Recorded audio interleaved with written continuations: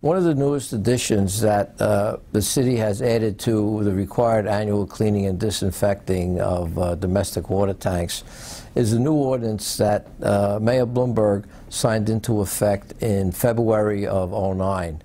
And simply stated, an inspector can come to your building, ask you to provide documentation showing that you have cleaned and maintained the water tanks in conformity with New York City building codes, and you have to show records for 5 consecutive years.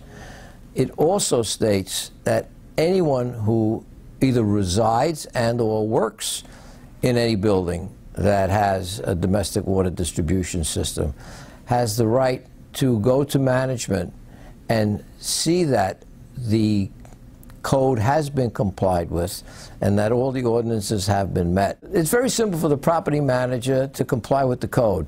Once he has an accredited company come in and do the required annual cleaning and disinfecting, all he need do is keep very simple records with the certification from the firm who cleaned and disinfected the water tank per code.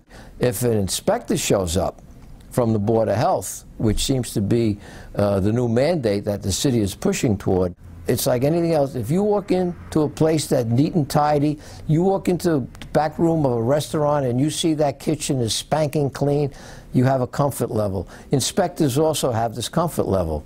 They walk into a building and they see that everything is done and conformed with.